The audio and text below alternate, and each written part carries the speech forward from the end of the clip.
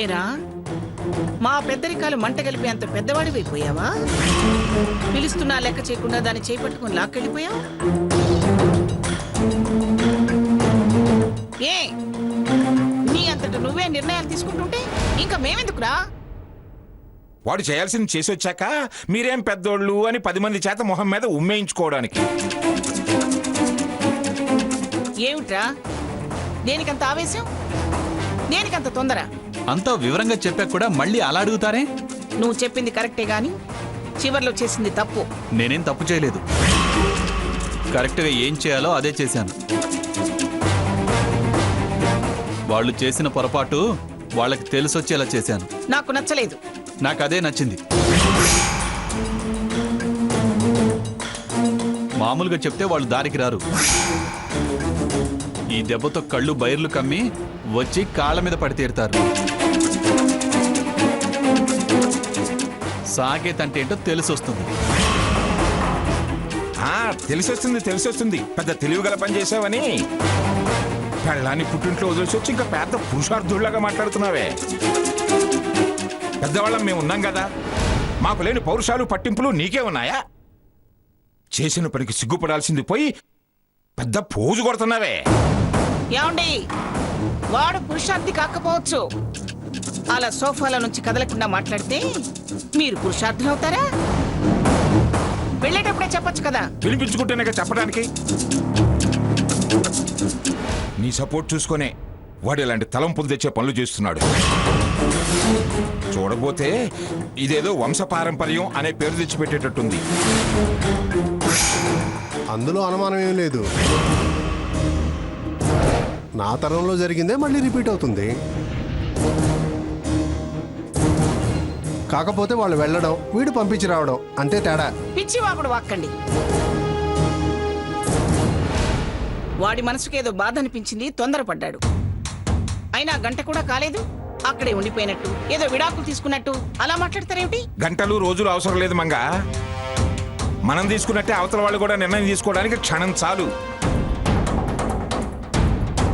మళ్ళీ మనం చట్టాలు సవరణలు అంటూ తిరగటమే. మీ పాండిత్యం అంతా ఇంట్లో చూపించకండి. మంచిది. నీ పాండిత్యం నూరు పోసే వాళ్ళ మూర్ఖంగా తయారు చేసావు. అంటే ఏమిటండి మీ ఉద్దేశం? సదుద్దేశమే. గోరుముద్దల్లో గోరోజనం, వాము పాలల్లో అహంకారం, పాలముద్దల్లో పనికిరాని పట్టుదల నోటికందించి బెడసరంగా తయారు చేశావనే అంటున్నా. వింటున్నావరా సాకేత్? ఎలా తెప్పి పొడుస్తున్నారు? నీ తొందరపాటు నాకు అవమానం తెచ్చిపెడుతుందిరా. వెళ్ళి దాన్ని తీసుకురా పో. వాళ్ళ కలలు ఎలా దించాలో తర్వాత నేను దించుతాను. చావనన్న చేస్తాను కానీ నేను వెళ్ళను. సేమ్ టు సేమ్ అనే యాటికి పనికొస్తారు నానమ్మ మనవడు. ఏమండి, అరవకుమంగా. ఈ అరుపులు ఇందాకే వాడి మీద అర్చుంటే ఆగుండేవాడు. ఇప్పుడు మా మీద అర్చి ప్రయోజనం ఏముంది? వాడు వదిలేసి వస్తే వాళ్ళు తిరిగి తీసుకొచ్చే బాధ్యత లేదా? వీడేం కండిషన్స్ పెట్టి వచ్చాడో ఎవరికి తెలుసు? ముసలు కొడుతూ వెళ్ళి ఎంత విషయం కక్కాడో. ఇక్కడే ఇలా మాట్లాడుతున్నాడు అంటే అక్కడ మామూలు విధంగా చేసి ఉండడు. అసహ్యమే కలిగి ఉండొచ్చు, ఆత్మాభిమానమే దెబ్బతిని ఉండొచ్చు, వచ్చే ధైర్యం కూడా చచ్చిపోయి ఉండొచ్చు, రాలేని పరిస్థితిని కూడా కల్పించుండొచ్చు. మర్యాద తగ్గింది, విలువ తగ్గింది అంటూ కదా వెళ్ళాడు.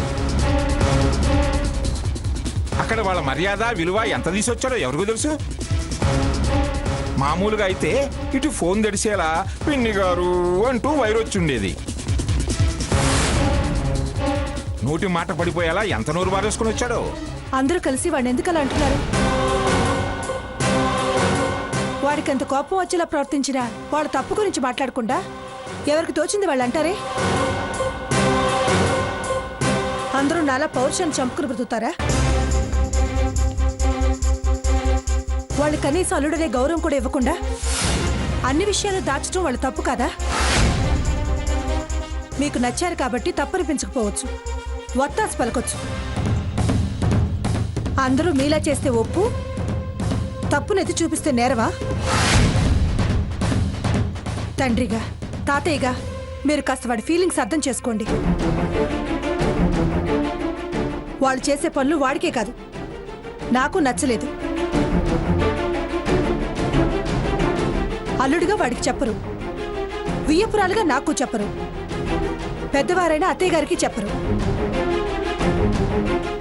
వాడు కేవలం వాడికి విలువ ఇవ్వలేదని అంత ఆవేశపడటం లేదు, మనకి మర్యాద ఇవ్వలేదనే వాళ్ళకి తెలిసి రావడానికి ఇలా చేసుంటాడని నాకు అనిపిస్తుంది. ఎస్, అమ్మ చెప్పేది 100% కరెక్ట్. నేను నా వరకే కాదు, మీ అందరి గురించి ఆలోచించా. మీరు పట్టించుకోకుండా ఎవరూ పట్టించుకోవద్దంటే ఎలా? వాడే తప్పు చేయలేదు. వాడిని ఇంకో మాట అంటే తల్లిగా నేను సహించను. బుద్ధి లేని పనులు చేసింది వాళ్ళు. వాళ్ళకి బుద్ధొచ్చేలా చేసినందుకు వీణంటారే? ఏంటే తెగ రెచ్చిపోతున్నావు? అంతేలేండి, నోరు విప్పి నిజం మాట్లాడితే అలాగే అంటారు. నేనేం రెచ్చిపోవట్లేదండి, వీణ్ణి రెచ్చగొట్టిన వాళ్ళది తప్పు అంటున్నాను. బాధ్యతల నుంచి తప్పుకున్న వాళ్ళు, అసలు బాధ్యతే తెలియని వాళ్ళంతా నా కొడుకులు అంటుంటే తట్టుకోలేక మాట్లాడాల్సి వచ్చింది. ఎవరి ధర్మం వాళ్ళు పాటిస్తే అవతల వాళ్ళకనే అవసరం ఎందుకు వస్తుంది? ఊరికే కూర్చుని అలా చేసావు, అది తప్పు, ఇలా చేసుండాల్సింది, పద్ధతి తప్పావు అని లెక్చర్లు ఇవ్వకపోతే ఇప్పుడైనా కల్పించుకుని చేయాల్సింది చేయొచ్చు కదా. అది చేత కాదు కానీ నా మీద విరుచుకు పడతారే? ఏం చేయమంటావు? చిన్నవాడిగా వాడికి తోచిందేదో వాడు చేశాడు, పెద్దవాళ్ళుగా ఎలా సరి చేయాలో కూడా నేనే చెప్పాలా? అంత మాత్రం తెలియని వాళ్ళకి వాడిననే హక్కు మాత్రం ఎక్కడి నుంచి వచ్చింది? నేను చేయాల్సింది నేను చేస్తాను, మీరెవరూ మాట్లాడకండి. ఎప్పుడు లేని ఈ అమ్మాయి ఏమిటి ఇలా మాట్లాడుతుంది? ఏం చేస్తుంది ఇప్పుడు? ఎవరికి ఫోన్ చేస్తున్నావు? అత్తయ్య గారు, దయచేసి ఒక్కసారికి నా ప్రయత్నానికి అడ్డు తగలకండి. మంచి చేసే ఆలోచనతోనే ఫోన్ చేస్తున్నాను. మంచిదే గాని ఎవరికి ఫోన్ చేసేది అని అడుగుతున్నారు. స్వర్ణ వాళ్ళ ఇంటికి చేసి బతిమలాడతావా? అంత దిగజారాల్సిన అవసరం మనకి లేదు. నేనేం బ్రతిమలాడిన అత్తయ్య? ఇంతగా నా కొడుకుని సమర్థించిన దాన్ని అలాంటి పని నేనెందుకు చేస్తాను? భయపెడతాను, బ్రతికంటే ఏమిటో చెప్తాను. నీ బతుకు గురించి చెప్తావా? అది చెప్తే అస్సలు రాదు. రావాలని మనసులో ఉన్నా మానుకుంటుంది. అంటే ఏమిటే? దయచేసి వాదించకండి అత్తయ్య, నన్ను ఫోన్ చేయనివ్వండి. నేనేం మాట్లాడతానో వినండి. మీకు తప్పనిపిస్తే లైన్ కట్ చేయండి. ఏడవకు స్వర్ణ, ఏడవకురా.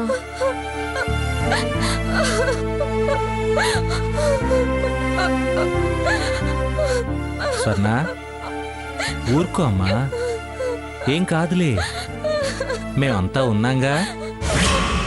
సరే మాట్లాడు.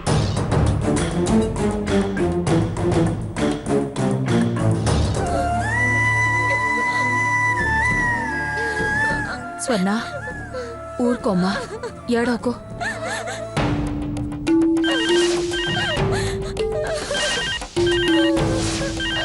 ఊరుకోమ్మా. ఖచ్చితంగా ఇది మంగమ్మ గారింటి నుంచి ఫోనే.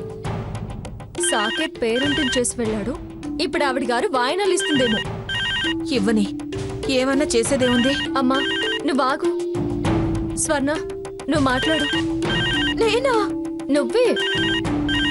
ఇక్కడ జరిగిందంతా వాళ్ళకి క్లియర్గా చెప్పడమే కరెక్ట్. అమ్మా నాన్న ఎత్తితే ఆవిడ మళ్ళీ మొదటి నుంచి తిట్ల పురాణం అందుకుంటుంది. ఏమైంది? ఎవరు లిఫ్ట్ చేయట్లేదు అత్తయ్య. గుండె చాటలేదేమో. అసలు గుండె ఆగిందేమో, ఎవరికి తెలుసు? ఆపసెకన్ ఒక మాట మాట్లాడకండి. ఇంకొకసారి చెయ్యి.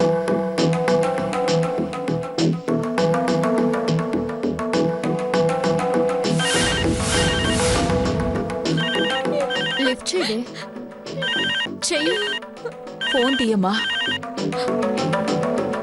హలో హలో స్వర్ణ, అత్తయ్య, బావా. నాకన్నీ తెలుసు. అక్కడుండి ఇప్పుడు ఏడ్ చేయ లాభం? ఇక్కడున్నప్పుడే మీ వాళ్ళన్నీ రహస్యంగా చేస్తుంటే మా వాళ్ళకి చెప్పండి అని ఏడ్చుండాల్సింది.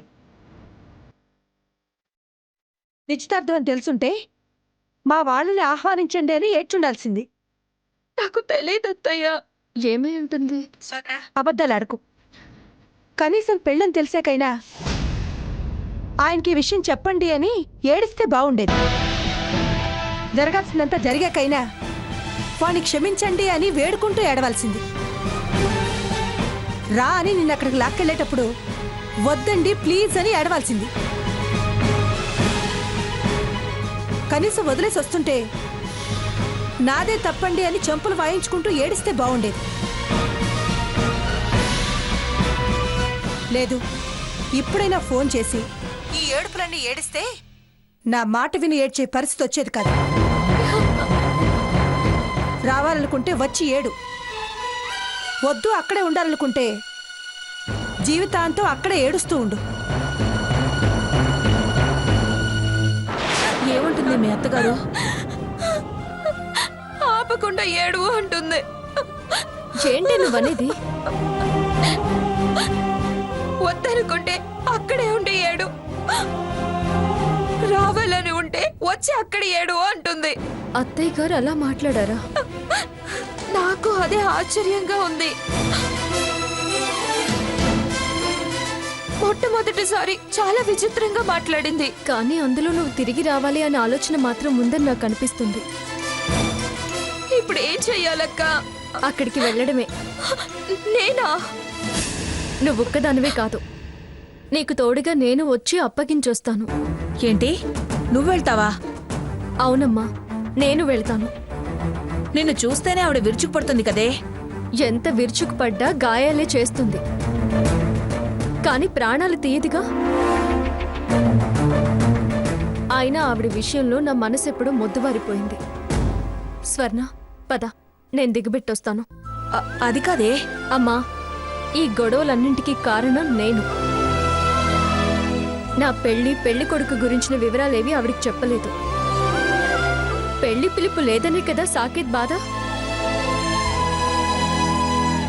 వాళ్ళందరి కోరిక నేను తీర్చొస్తాను. అంటే వెళ్ళి అంతా చెప్పేసి వస్తావా? నువ్వేం భయపడకమ్మా. ఎంతవరకు చెప్పాలో అంతవరకే చెప్పి దీన్ని అక్కడ అప్పగించొస్తాను. పదవే వెళ్దాం. ఒక్క నిమిషం ఉండు.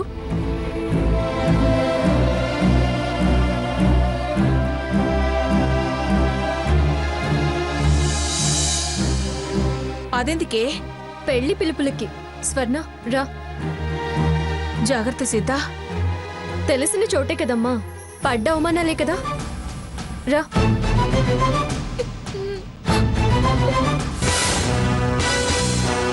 ఇది ఎక్కడ పట్టుకోవాలబ్బా? ఆఫీస్కి వెళ్తే అబ్బో ఆఫీస్ ఆడమన్నా తెలియదా?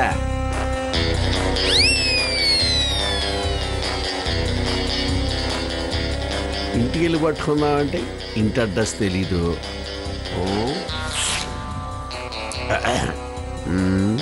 అయితే పరిగెత్తే సీతను అడుగుదామా? అమ్మో ఇది డేంజరేవా? ఫోను అప్పుడు సీత ఫోన్లు వచ్చి ఆడి ఫోన్ నెంబర్ లాగేసాక దొంగతనంగా. తీరా బాబు తీరా.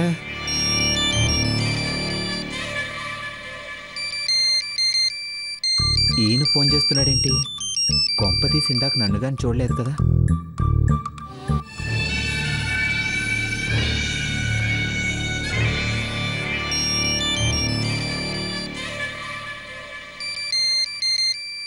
ఈయన ఫోన్ చేస్తున్నాడేంటి? కొంపతీసి ఇందాక నన్ను కానీ చూడలేదు కదా. హలో, ఎవరు? రఘురాం బాబేనా? అవునండి, మీరెవరు? నన్ను గుర్తుపట్ల? నేను సీత బాబాయ్ రాధాకిత్తనే. ఓ మీరా? నమస్కారం అండి, ఎలా ఉన్నారు? నేను ఎలా ఉన్నానంటే నేను బాగా లాస్ లో ఉన్నా బాబు. నువ్వెక్కడున్నావు? నేనా బీచ్ దగ్గర ఉన్నాను. బీచ్ దగ్గర? ఏ బీచ్? ఆ ఆర్కే బీచ్ అండి. ఆర్కే బీచ్ దగ్గర? అక్కడేం చేస్తున్నా? అలలు లెక్కేస్తున్నాను. ఏ లెక్కెత్తనా? అలలు లెక్కేస్తున్నాను. అలలా? అలలు లెక్కేయటం దేనికయ్యా? చాలా చిత్రంగా ఉందా. మీరేదో లాసులో ఉన్నానన్నారుగా, లెక్కేసి మీకు ఇస్తే కాస్త లాసు పూడుతుంది కదండి. భలే చతుర్లు ఆడుతున్నావే నువ్వు. సర్లే చతుర్లు ఆపి బాబు, నీతో కథ పని పడిందయ్యా. నాతోనా? అది ఎవరం తర్వాత చెప్తా గాని ఎక్కడికి వెళ్ళాలి? మీరెక్కడికి రమ్మంటే అక్కడే. ఇంటికి రమ్మంటారా? వద్దు, ఇంటికి వద్దు కానీ చాలా డేంజర్ కదా. నేనే నిన్ను కలుస్తా. ఎప్పుడు కలవమంట? సరే, బీచ్కి వచ్చేయండి, వెయిట్ చేస్తుంటాను. అట్టగట్టగే నువ్వు అక్కడే ఉండు, నేను ఇప్పుడే వచ్చేస్తున్నా. వీడేదో ప్లాన్లో ఉన్నాడు, మనము ఆట ఆడుకుందాం. 50,000 దొరికినట్టే.